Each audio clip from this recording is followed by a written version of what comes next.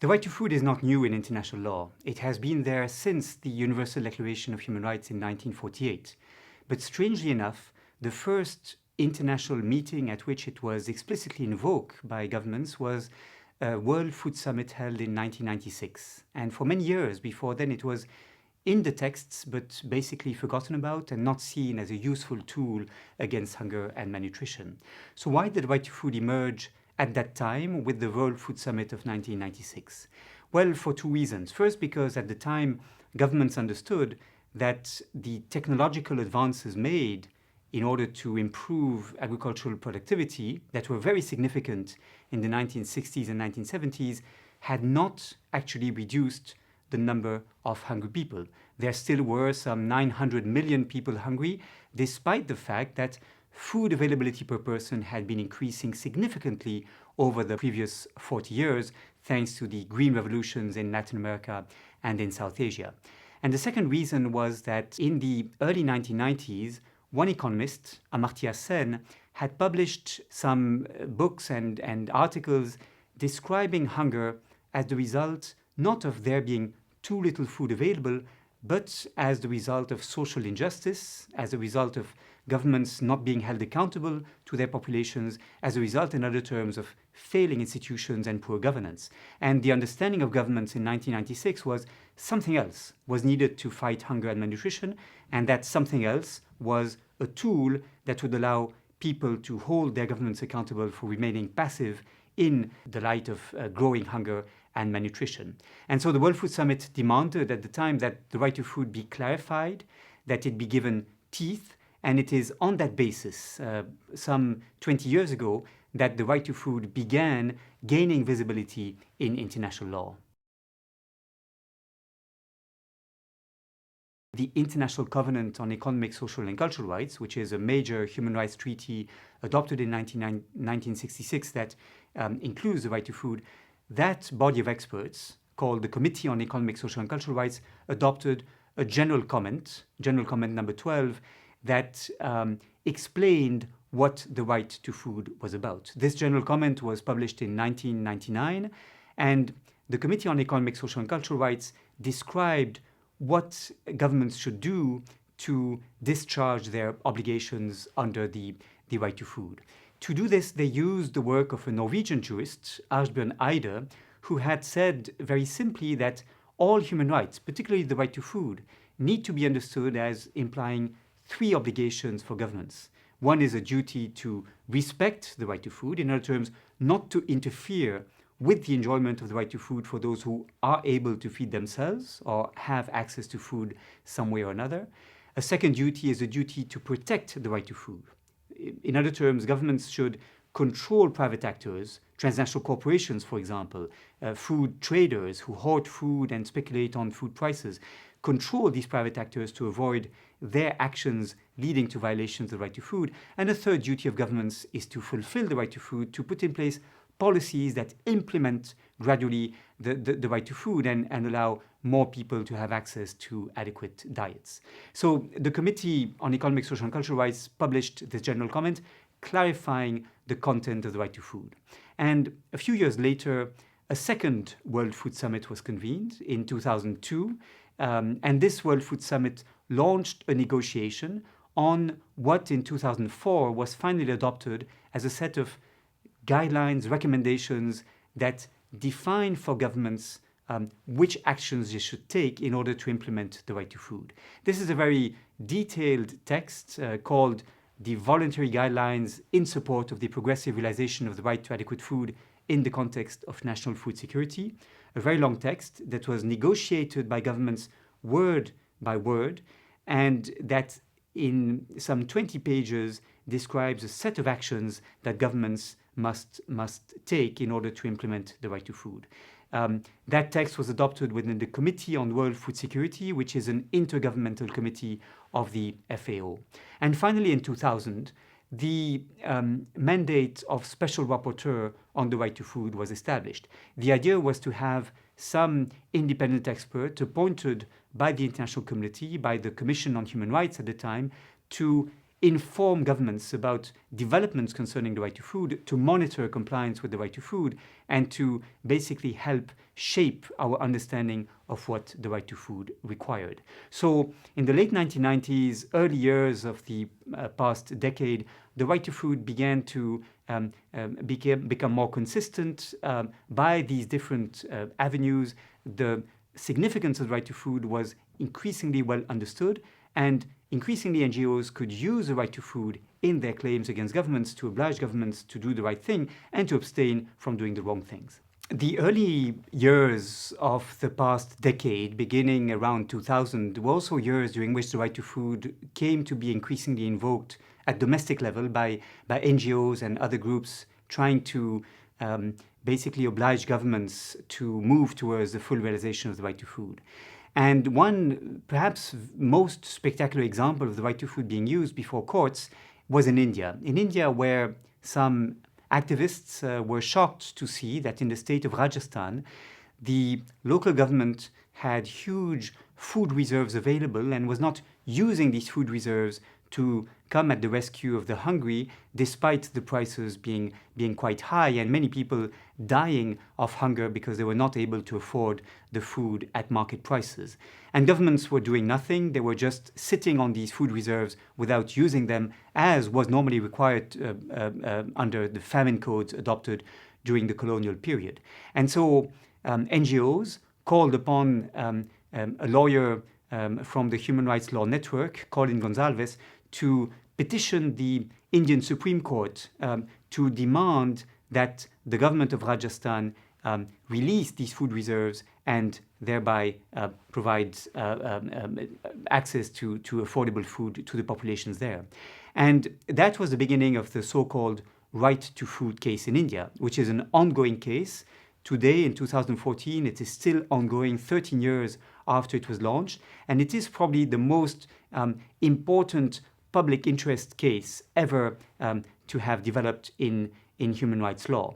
Since 2001, when the first ordinance was adopted by the Indian Supreme Court, the Supreme Court took some 100 ordinances directed towards all the 28 states of the Indian Federation, and basically it obliged the governments to strengthen the social programs that are meant to protect people from hunger.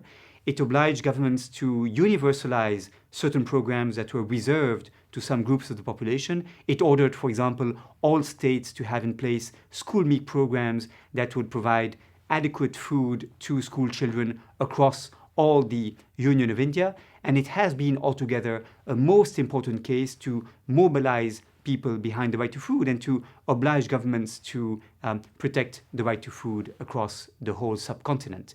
It's been a very impressive case supported by a campaign of NGOs that is called the Right to Food Campaign in India, that brings together a wide range of NGOs across this country. And in 2013, to build on the success of this litigation, India adopted a National Food Security Act that basically guarantees, under this new legislation, a series of rights that were initially stipulated in this court case. So it's been a very successful example of how the right to food can be invoked before courts to oblige governments to deliver on their promises and to implement the social programs that are meant to protect people.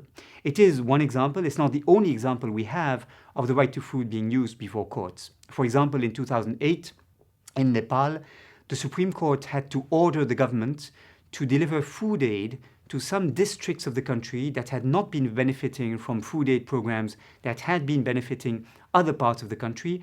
For some reason, which are not very, very clear, some parts of the country had not been benefiting from the food aid program that was in principle to be nationwide. And the Supreme Court obliged the government to extend its program to these forgotten populations.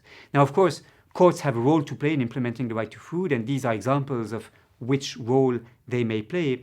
But other institutions also may be extremely important. In many countries of Latin America, for example, the ombudsman, the procurador de los derechos humanos, who is a sort of independent authority monitoring the action of administration has been using the right to food in order to oblige governments, for example, to protect peasants from being evicted from their lands, or to protect access to food for children who are deprived from access to school meal programs. So there's been, in the past decade, beginning around 2000, a series of developments all over the world in which the right to food has played a more important role to monitor governments and to oblige them to improve the protection of the right to food for the benefit of their population. The Committee on Economic, Social and Cultural Rights recommended that states adopt framework laws on the right to food. Framework laws are essentially laws that set up bodies in which NGOs, civil society, producers' organizations can interact with governmental delegates to agree on a strategy to implement the right to food by identifying which actions should be taken, within which time frame, by which authorities, to move towards the full realization of the right to food.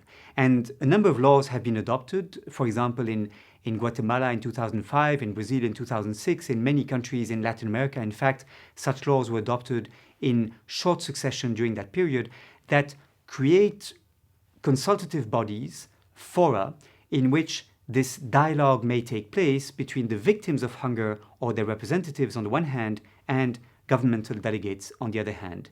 These actors agree on a diagnosis about what is going wrong in the country. They agree on a set of priorities, and they agree on a timeline within which action should be taken to eradicate hunger and malnutrition.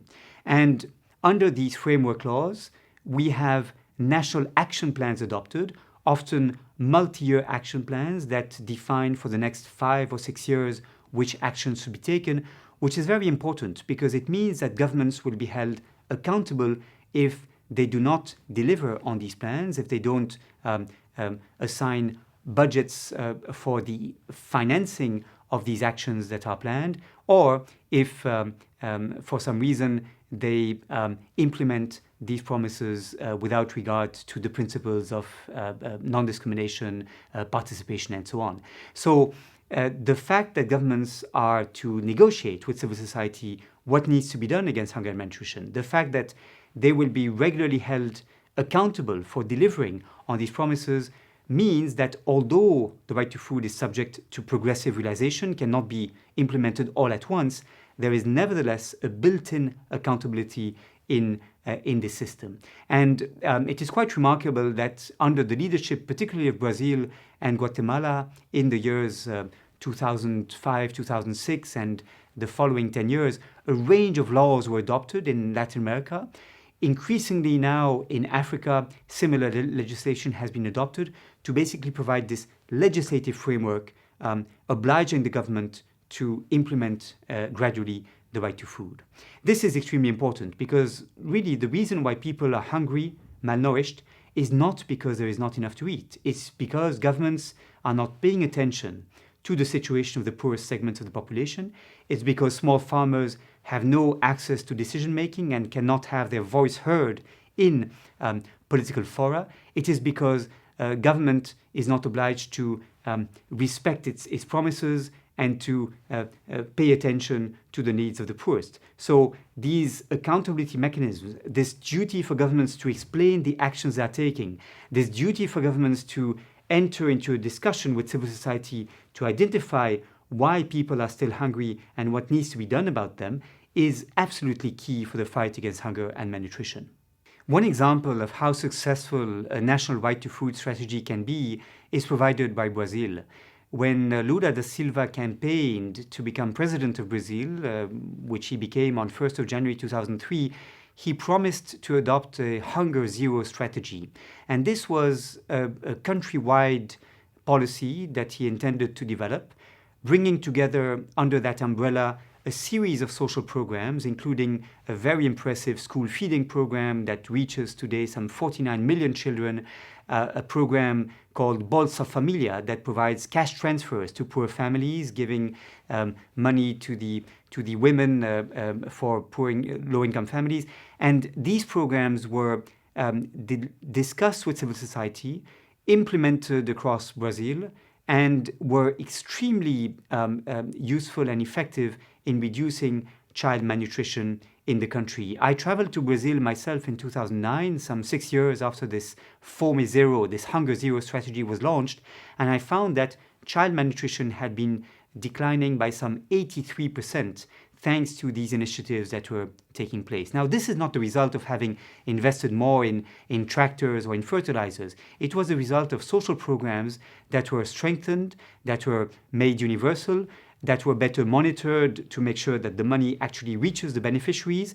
And that was probably, and is still to this day, the most significant example of how a national food strategy can deliver on reducing hunger and malnutrition. One major advantage of multi-year strategies, national action plans that for the next 5 or 6 years identify which actions should be taken by governments to eradicate hunger and malnutrition, is that it allows long-term objectives to be kept in sight, rather than all actions being dictated by the short-term imperative of feeding populations. And indeed, we are in a situation that is not sustainable, and we need to make at least 4 major transitions to move towards sustainable food systems. First, during the 1980s and 1990s, there was a widespread belief that to help poor countries who were food deficit countries unable to feed themselves, we needed to promote trade, promote aid, and basically the most competitive and productive regions were meant to feed the other regions, and the food would be transported from the most productive, competitive regions to those food deficit regions. We now understand much better, since just a few years, that we will not help poor countries by feeding them. We will help them sustainably by helping them feed themselves, which means reinvesting in those countries' agriculture, even though the farmers may not be the most competitive, the most productive, even though they are often working on very small farms that are not able to compete on global markets, we nevertheless must invest in these farmers, in these agricultural systems, in order to help these countries reduce their dependency on imports and food aid, and in order to reduce rural poverty by improving or increasing the incomes of small farmers in these countries. That's a first transition. A second transition we need to make is a transition towards sustainable ways of producing food. We know that the industrial food production system, relying on external inputs, using machinery, relying on monocultures, has had massive impacts on the ecosystems. It has increased greenhouse gas emissions, thus in part causing climate change. It has polluted the soils and the waters. It has reduced significantly biodiversity. It has not maintained the health of the soils, in fact encouraging erosion as a result of monocultures exposing the soil to being destroyed by the wind and the water, the organic matter of the soil being wiped out as a result of monocultures spreading. So the industrial choices made in the past for industrial food systems to be developed under the green revolutions of the 1960s and 1970s have basically not taken into account the environmental impacts of those ways of producing food, which now are widely recognized as being unsustainable. There are other ways of doing this. I have promoted in my work agroecology as a means to better protect the ecosystems whilst producing at a lower cost in ways that are less dependent on fossil energies, and I still believe this is a most important transition to be achieved. A third transition to be made is to integrate the dimension of nutrition or health in the way agricultural policies are designed. In the 60s and 70s, the main concern was really to increase production in order to satisfy the growing demand from rising populations that were also migrating to the cities and were developing lifestyles and eating habits that were increasing the pressure on resources. And the natural result of those policies was to increase volumes available without much regard for the quality of diets, without much regard for whether the diets would be balanced enough and would provide the full range of micronutrients that people need to lead active and healthy lives. So yes, we've boosted the production of maize, of soybean, of wheat, of rice, but we've forgotten to link agricultural policies with health outcomes and to provide not just enough to eat, but diverse diets that are sufficiently balanced and appropriate for people to be healthy. So this is a third transition we must make from boosting production, increasing volumes, to taking into account the health concerns in the way our agricultural policies are designed. And there's a fourth transition, finally, we must make, which is from supporting the poor's access to food by dumping cheap calories on the markets that would be affordable even for poor households, to protecting the poor by social protection programs. In the past, the priority was really to produce cheap calories in order to make sure that even poor families would be able to buy enough food not to starve. The problem was that this approach, this low-cost food economy approach, if you wish, was detrimental to the least competitive producers, unable to adapt to this regime in which they were forced to produce at a very low cost or leave the farming business, and that this was not a long-term solution. The long-term solution is for poor families to be supported by social protection programs that should be robust enough so that even low-income households should be able to buy food that is adequate, that is healthy, and of course that is sufficient. This is a fourth shift that must be made. It is important not only in rich countries but also in poor countries to strengthen and make universal social protection programs, but it is something that may be lost of sight if we only focus on what is the most urgent need, which is to feed populations that are on the verge of starvation. So long-term food strategies, 5-year action plans to reduce hunger and malnutrition are extremely important because they can also allow us to move from the situation as it is at present to the long-term objectives that we seek, which is sustainable food systems, having made the 4 transitions that I've outlined. We need a transition, we need a reform of the food systems, but it will not be easy to achieve. And the reason why it will not be easy to achieve is because there are, in the current systems, a series of lock-ins or obstacles to change which can be easily identified. First, there are technological lock-ins. I mean by this that the infrastructures, the technologies, the machineries have been designed by and for the larger actors of the food systems, the dominant agribusiness corporations in particular, and it is they who dominate basically these infrastructures, and it is for their needs and to produce large volumes of uniform things that these technologies have been developed. Farmers being actually reduced in that respect to producers of inputs that are convenient inputs for the food processing industry. A second lock-in or obstacle is economic. These very large actors are highly competitive and efficient. They achieve economies of scale. They control the system by various network and logistical effects. They dominate the system and are much more competitive than the small farmers who have difficulties emerging and competing against those major actors. A third obstacle is cultural. We have developed ways of eating, very rushed lifestyles with less time to buy food and to cook it.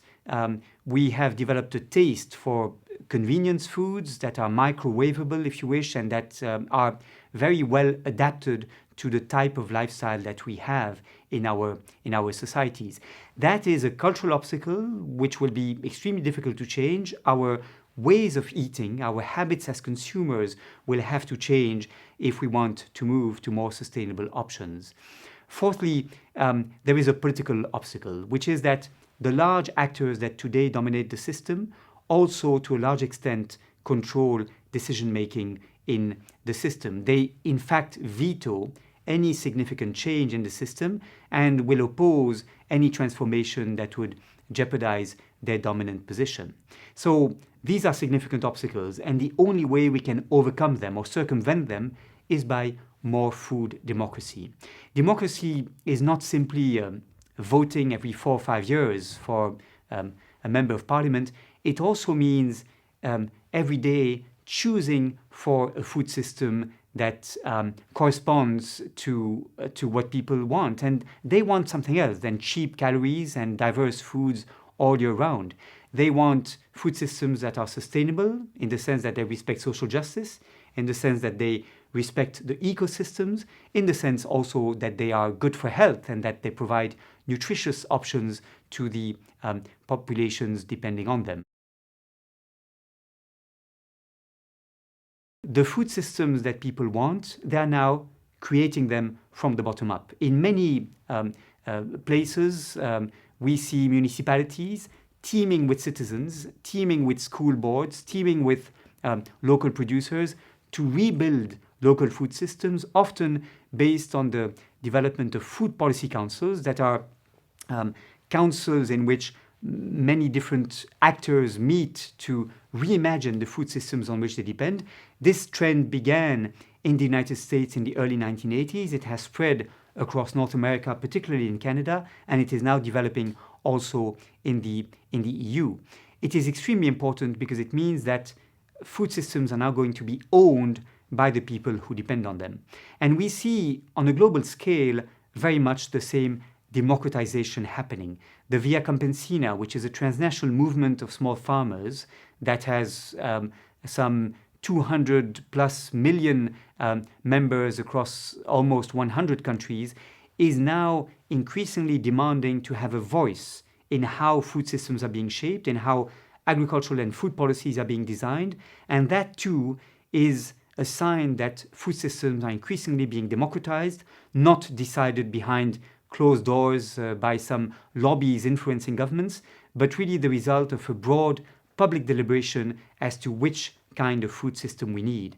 The right to food is there to support these movements. It is there because it encourages participation, accountability. It encourages the setting up of institutions that can allow this dialogue to take place between producers, consumers, public authorities, in order to rebuild systems that can deliver not just cheap calories, but also on social justice, on environmental sustainability, and of course on adequate health outcomes.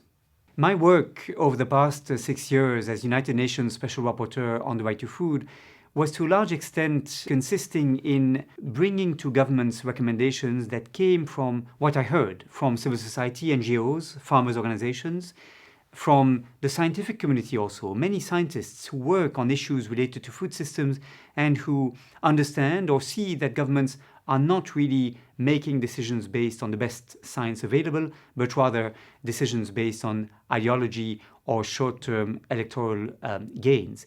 And I believe it is absolutely vital that decisions that concern food and agriculture are made based on the needs of the poor, as represented by NGO civil society, and based on the best science available on what the scientific community comes up in terms of conclusions.